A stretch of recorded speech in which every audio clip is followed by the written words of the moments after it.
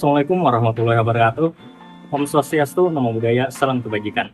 Perkenalkan, nama saya Muhammad Reki Latifi dengan NPM 212308396. Di sini saya bertugas sebagai moderator pada mata kuliah Ekonomi Politik, dosen pengampu Bapak Fahri Esos MAP.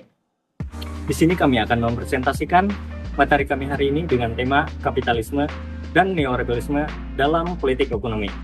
Nah, sebelum masuk ke materi, yuk kenalan dulu dengan anggota kelompok 1.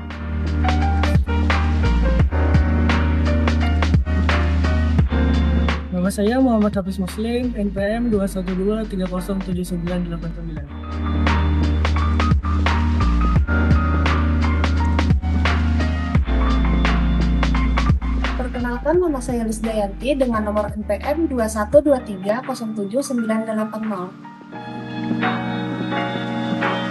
Perkenalkan, nama saya Narhayati dengan NPM 212307996.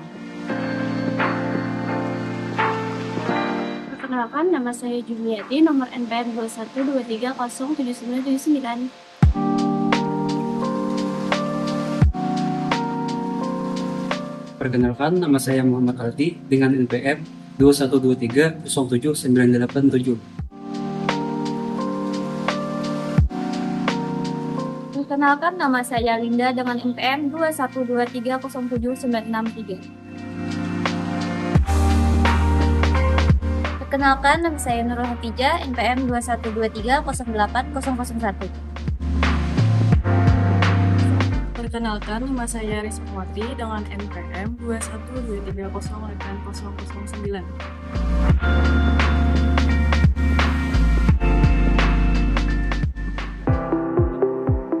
Baik, di sini saya akan menjelaskan tentang pengertian kapitalisme.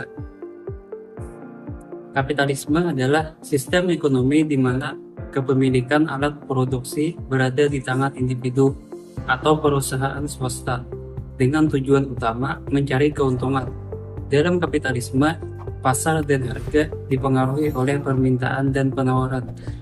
Sementara peran pemerintah dalam ekonomi seringkali terbatas pada pengaturan untuk mencegah monopoli atau praktek bisnis yang tidak adil. Kapitalisme telah menjadi sistem ekonomi yang dominan di dunia sejak revolusi industri pada abad ke-18. Meskipun sistem ini sering dikritik karena dapat menimbulkan kesenjangan ekonomi, kapitalisme telah terbukti mampu mendorong pertumbuhan ekonomi dan kemajuan teknologi yang pesat.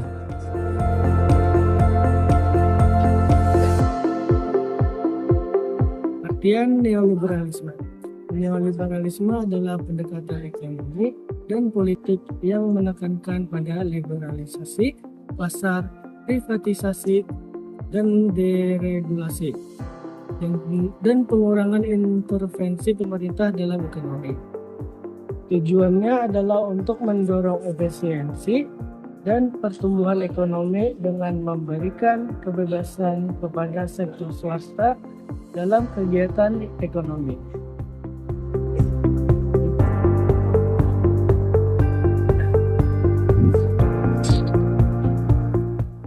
Dampak kapitalisme dalam politik ekonomi. Yang pertama, kesenjangan sosial.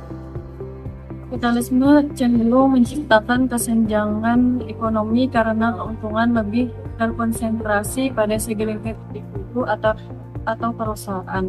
Yang kedua, pengaruh korporasi. Dengan kekuatan finansial yang besar, korporasi dapat mempengaruhi kebijakan pemerintah yang kadang-kadang merugikan kepentingan masyarakat luas. Yang ketiga, pertumbuhan ekonomi, mendorong inovasi dan efisiensi karena persaingan dalam pasar terbuka, sehingga ekonomi negara kapitalis cenderung lebih dinamis.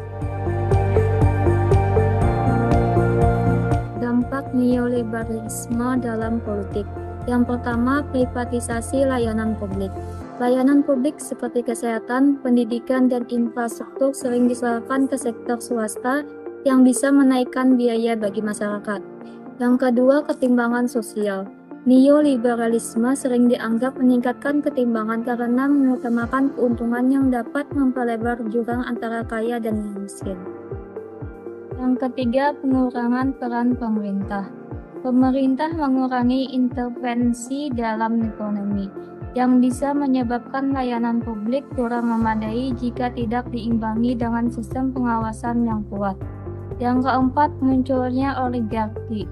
Dengan liberalisasi ekonomi, segelintir kelompok yang memiliki akses modal besar mendapatkan keuntungan lebih besar dan memperoleh pengaruh politik yang kuat. Yang kelima, kebijakan liberalisasi pasar dan perdagangan bebas yang telah mendorong pertumbuhan ekonomi yang pesat di berbagai negara. Hal ini terjadi karena perusahaan asing dapat dengan mudah menanam modalnya, menciptakan lapangan kerja baru, dan mentransfer teknologi modern ke negara tujuan investasi. Yang keenam, penerapan prinsip neoliberalisasi telah menciptakan lingkungan yang kompeten dalam dunia usaha. Yang ketujuh, deregulasi ekonomi telah mengurangi birokrasi yang berlebihan dan mempermudah proses pendirian usaha. Hal ini menciptakan iklim bisnis yang lebih dinamis dan mendorong munculnya wirausaha baru yang berkontribusi pada pertumbuhan ekonomi.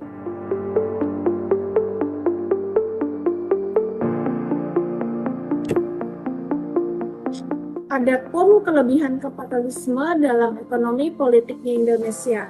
Yang pertama ada efisiensi pasar. Kapitalisme mendorong efisiensi dengan memaksimalkan produksi dan alokasi sumber daya. Yang kedua ada inovasi dan pertumbuhan ekonomi. Persaingan di pasar bebas mendorong inovasi, kreativitas, dan perkembangan teknologi. Jadi selain ada 3 kelebihan kapitalisme tersebut, kapitalisme juga memiliki kekurangan dalam ekonomi politik di Indonesia. Yang pertama ada kesejahteraan ekonomi. Kapitalisme sering menciptakan kesenjangan kekayaan karena akumulasi modal di tangan segelintir orang. Yang kedua, eksploitasi sumber daya dan buruh. Demi keuntungan maksimal, kapitalisme cenderung mengorbankan kondisi kerja dan lingkungan. Jadi secara keseluruhan, kapitalisme menawarkan berbagai manfaat melalui peningkatan inovasi, efisiensi, dan pilihan konsumen, yang pada akhirnya dapat meningkatkan kualitas hidup masyarakat. Namun, untuk menghindari dampak negatif seperti ketimpangan sosial, eksploitasi, dan kekurangan lingkungan, perlu adanya pengaturan dan regulasi yang tepat agar kapitalisme dapat memberikan manfaat yang lebih merata bagi keseluruhan masyarakat. Dengan keseimbangan ini antara keuntungan ekonomi dan keadilan sosial, kapitalisme dapat menjadi sistem yang mendukung perkembangan masyarakat secara berkelanjutan.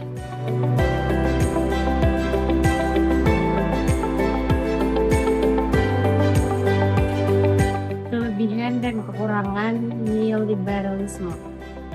Efisiensi ekonomi yang pertama, dengan mengurangi regulasi, neoliberalisme mendukung efisiensi ekonomi karena sektor swasta memiliki fleksibilitas lebih untuk beroperasi dan berinovasi.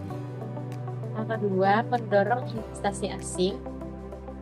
Neoliberalisme dengan kebijakan yang terbuka dan minim regulasi sering menarik investor asing yang membawa modal dan peluang kerja.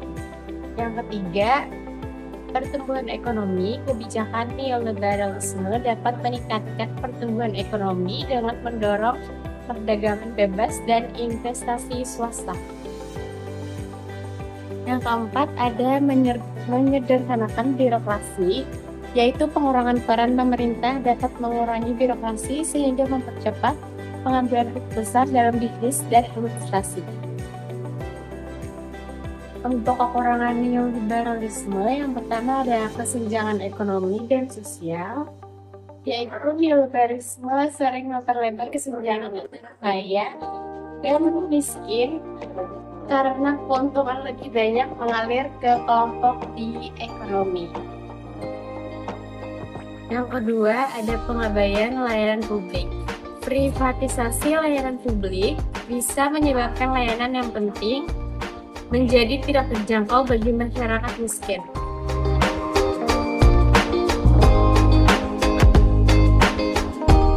Salah satu contoh kapitalisme dalam ekonomi politik Indonesia, yaitu pembangunan infrastruktur dengan skema kerjasama. Pemerintah Indonesia sering menggunakan skema Public-Private Partnership atau PPP untuk membangun infrastruktur seperti jalan tol, pelabuhan, dan bandara. Dalam skema ini, pihak swasta berinvestasi dengan harapan mendapatkan keuntungan dari pengelolaan infrastruktur tersebut. Ini menunjukkan adanya pengaruh kapitalisme di mana sektor swasta berperan penting dalam pembangunan ekonomi.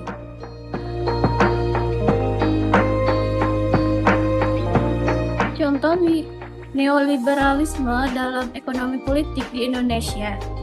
Dihapuskannya berbagai subsidi pemerintah secara bertahap dan diserahkannya harga barang-barang strategis ke mekanisme pasar seperti harga BBM, minyak bumi, gas, agar tidak adanya masyarakat yang kesusahan dalam memenuhi kebutuhan sehari-hari. Privatisasi badan usaha milik negara. Dalam konteks ini, negara menjual kepemilikan sahamnya di perusahaan-perusahaan milik negara kepada pihak swasta. Hal ini dilakukan dengan tujuan untuk meningkatkan efisiensi dan efektivitas perusahaan, serta mengurangi badan negara dalam membiayai perusahaan tersebut. Contohnya di Indonesia, privatisasi BUMN terjadi pada akhir tahun 1990-an, di mana banyak bank milik negara dijual kepada investor asing. Menekankan pengurangan peran negara dalam menyediakan layanan kesejahteraan seperti pendidikan, kesehatan, dan jaminan sosial. Dalam konteks ini, negara mendorong peran swasta dalam menyediakan layanan tersebut dengan harapan dapat meningkatkan efisiensi dan efektivitas. Contohnya di Indonesia, beberapa program pendidikan dan kesehatan telah dialihkan ke swasta dengan harapan dapat meningkatkan kualitas dan aksesibilitas layanan.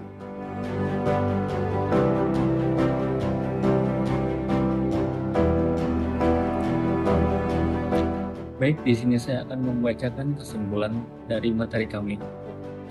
Kapitalisme dan neoliberalisme adalah dua konsep yang saling terkait dalam konteks ekonomi politik, masing-masing dengan karakteristik, kelebihan, dan kekurangan yang unik. Dengan memahami dinamika antara kapitalisme dan neoliberalisme, kita dapat lebih bijak dalam merumuskan kebijakan yang tidak hanya mendorong pertumbuhan ekonomi, tetapi juga menciptakan masyarakat yang lebih adil dan berkelanjutan. Oke, sekian presentasi kami dari kelompok 1. Salah hilaf mohon maaf. Wabillahi taufiq wal hidayah. Wassalamualaikum warahmatullahi wabarakatuh.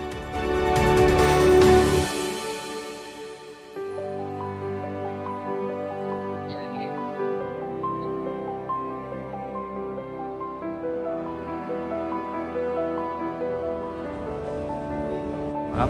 Wassalamualaikum warahmatullahi wabarakatuh.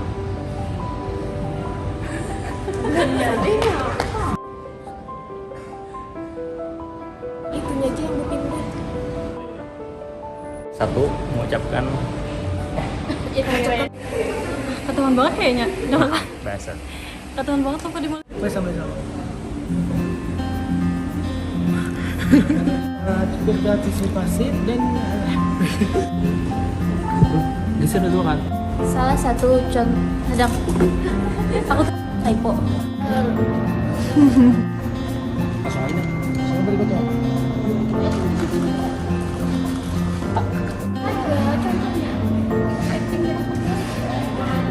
Kedua ada ekspoliatif. Hoax dan pemerintah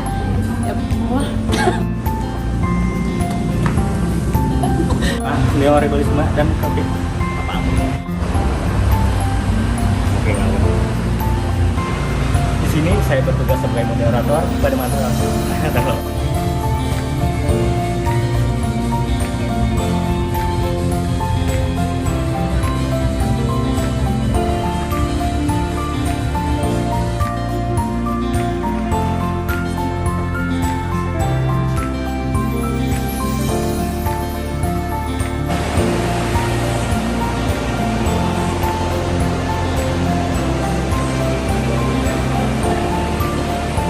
pasti akan jadi duduknya